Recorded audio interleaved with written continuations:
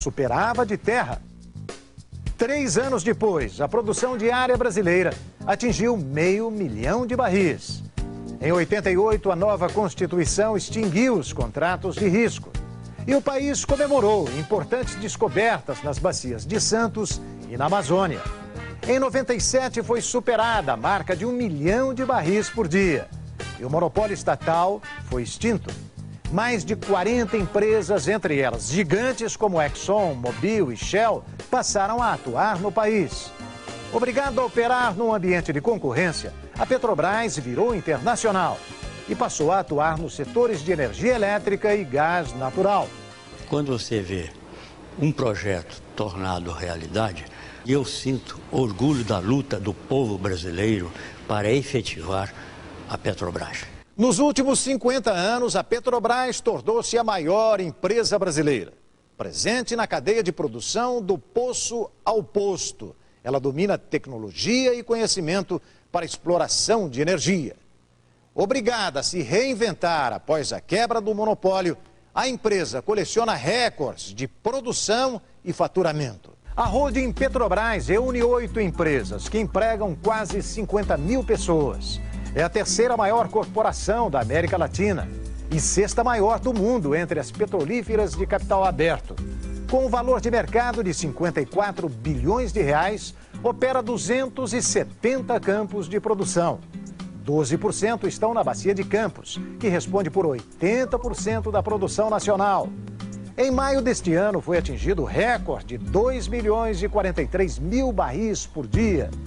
O ano do cinquentenário tem sido muito especial para novas descobertas. Nos últimos 12 meses, as reservas nacionais se elevaram a 10 bilhões de barris. O destaque foi a mega descoberta na Bacia de Santos, que triplicou as reservas conhecidas de gás.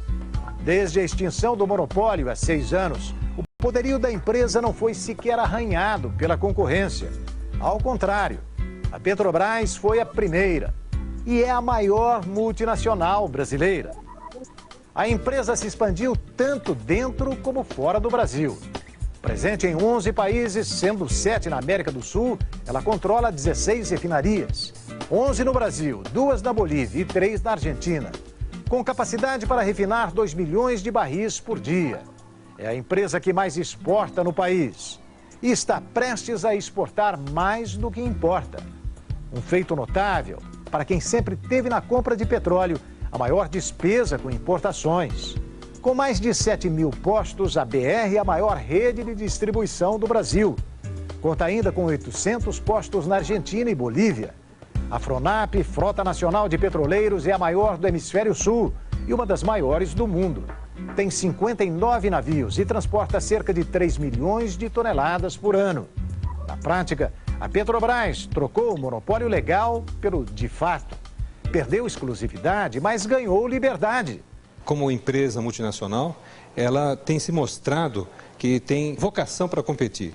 Ela vem conquistando espaço importante, quer no mercado brasileiro, quer no mercado internacional. Somando com a produção externa em 3 anos, o Brasil projeta alcançar a tão sonhada autossuficiência. E não será certamente mau negócio. Nos últimos anos, a empresa tornou-se muito lucrativa. No primeiro semestre, atingiu o lucro inédito de 9 bilhões de reais. E deverá fechar o ano com recorde de 15 bilhões de reais. Além de ser uma das mais rentáveis do mundo, é a empresa que mais arrecada impostos no país. Ano passado, recolheu 40 bilhões de reais aos cofres públicos. E planeja investir 29 bilhões de dólares até 2007, gerando 140 mil empregos. 50 anos de história mudaram a composição acionária e aumentaram o número de acionistas. Principalmente no ano passado, quando mais de 300 mil trabalhadores investiram recursos do FGTS em ações da empresa. Atualmente são 450 mil investidores. Pela Constituição, o governo mantém um controle acionário. Detém 56% do capital votante. Controla a gestão e nomeia diretores. Após o lançamento de 4 bilhões de dólares em ações no mercado americano, a Petrobras passou a ter 38% de acionistas estrangeiros. A operação na Bolsa de Nova York foi considerada a maior de uma empresa estrangeira já realizada nos Estados Unidos. Há algum tempo atrás, se fazia a campanha Petrobras, o petróleo do poço ao posto.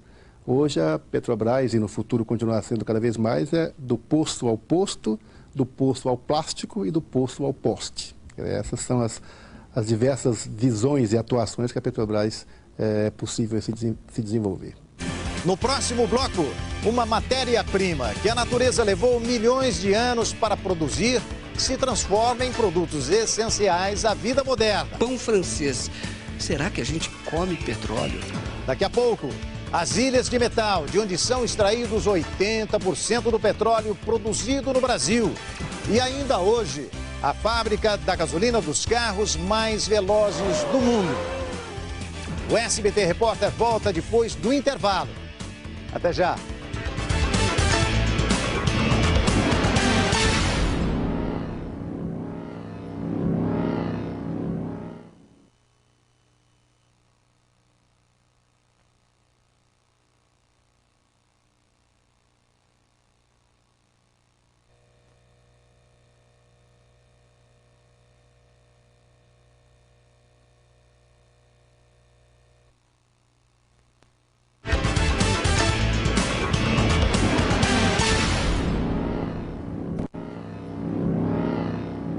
Um dos mais importantes minerais existentes na Terra, responsável pela geração de mais da metade de toda a energia consumida no planeta. O petróleo aciona motores e dá origem a matérias-primas de uma infinidade de produtos indispensáveis. Mas o que é o petróleo? De que ele é feito? O petróleo é um hidrocarboneto. Ele é formado por um átomo de carbono e 4 átomos de hidrogênio, que combinados formam a molécula do petróleo. Esta substância foi gerada pelos restos de muitos seres vivos que, por alguma variação brusca no habitat, morreram em grande quantidade. Os restos desses seres vivos se depositaram formando uma camada de material orgânico. Com o passar do tempo, esta camada foi sendo coberta por outras camadas de sedimentos. Depois de mais de 40 milhões de anos, pela ação de bactérias, micro-organismos, alta pressão e temperatura elevada, este composto orgânico virou petróleo. Algumas vezes o petróleo aflora a superfície naturalmente. Foi assim que povos da antiguidade conheceram e utilizaram o mineral.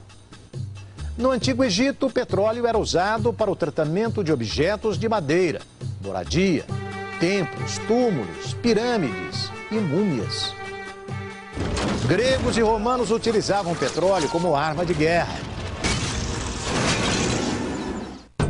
Nas Américas, antes da chegada do homem branco, os incas e os astecas também já conheciam o petróleo. Até o século XVIII, ele era usado como remédio. Na metade do século XIX, um americano chamado Edwin Drake construiu a primeira torre para extrair o petróleo em grandes profundidades. A descoberta de Drake possibilitou a extração em larga escala. Teve início a indústria do petróleo. O longo caminho até o chamado ouro negro começa fora do nosso planeta. Satélites colhem informações importantes para a localização de possíveis bacias petrolíferas. Técnicos identificam as camadas geológicas que podem conter petróleo. Mas é preciso furar um poço para saber se realmente existe petróleo em quantidade naquele local. Nem sempre as bacias petrolíferas estão em terra firme. Muitas vezes elas estão no fundo do mar.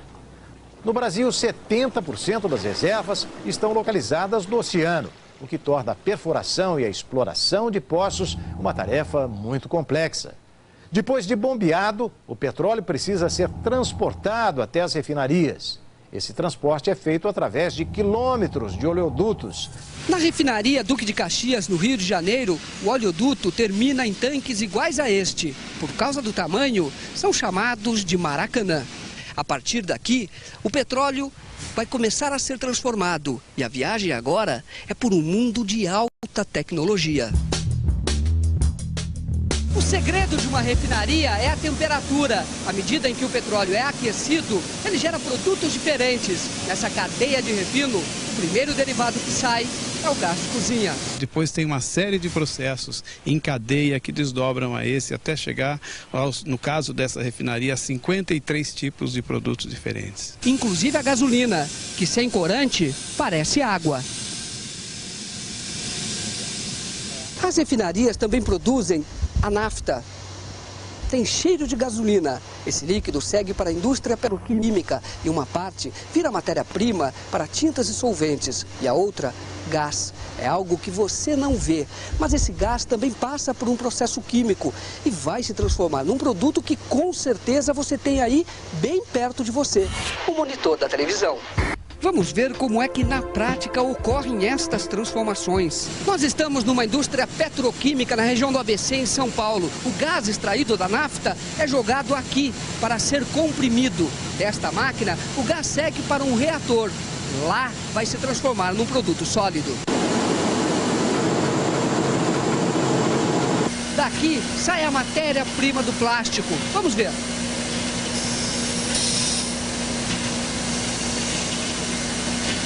Ainda está um pouco quente. São essas bolinhas brancas, chamadas polietileno. Na fábrica de plástico, essas bolinhas são jogadas nesta máquina. E depois de passar por um processo de aquecimento e resfriamento, olha lá no que as bolinhas se transformaram. Daqui, o produto segue para diferentes indústrias, principalmente a de alimentos, onde vai virar embalagens.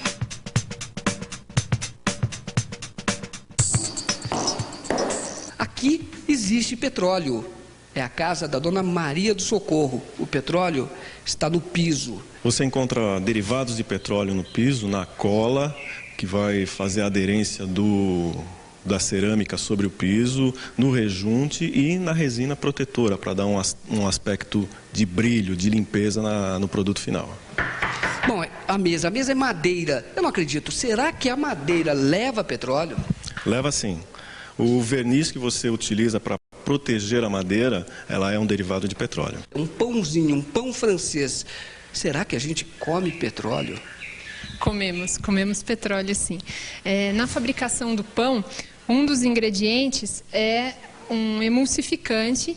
Eu tenho aqui até uma amostra que é derivado do petróleo e utilizado, no caso do pão, para dar essa maciez, essa ideia assim, de um pão mais fofinho. Tá? Mas esse produto também é misturado com farinha, nesse caso, mas pode ser utilizado em várias outras coisas, sorvetes, em bolos, uma série de coisas. A gente come petróleo. Será que a gente se lava com o petróleo? Olha, o sabonete, o shampoo. Se você olhar na embalagem de qualquer produto, você vai ver uma série de produtos químicos e que dão características diferentes, dependendo do que você está usando, mas todos derivados de petróleo. Na garagem, o automóvel. E é só na gasolina, Francisco, que tem petróleo aqui nesse carro? Não. Em várias outras partes você encontra derivados de petróleo, como o spoiler do carro, lanternas, calotas, frisos, maçaneta, interior do carro, painel, direção, revestimento de banco, uma infinidade de aplicações. Agora, motor, lá tem petróleo? Tem também. Hoje, os derivados de petróleo, de plástico, você consegue obter uma resistência igual ou até superior ao metal, inclusive substituindo partes do motor do carro por isso. A senhora consegue, depois dessa expedição que nós fizemos, imaginar a sua vida sem o petróleo? Eu não imagino minha vida sem o petróleo. 40 mil quilômetros quadrados, uma área do tamanho do estado do Rio de Janeiro. A Bacia de Campos é responsável por mais de 80% de todo o petróleo produzido no país. São 37 plataformas, mais de 1.000 poços, 4.200 quilômetros de dutos submarinos, uma produção diária de mais de 1.020.000 barris de petróleo e 16 milhões de metros cúbicos de gás. A Bacia de Campos é conhecida como um dos maiores e mais modernos polos petrolíferos do mundo. A atividade por aqui começou em 1968, mas só após a descoberta do campo de Anchova, em 77, teve início a exploração comercial. No começo do ano, a produção diária de Campos atingiu a marca de 1.640.000 barris. 75% de todas as reservas se encontram em águas profundas. A bacia de Campos detém o recorde mundial de perfuração em grandes profundidades, com um poço em lâmina d'água de 1.853 metros no campo de Roncador. O Brasil exporta esta tecnologia para vários países.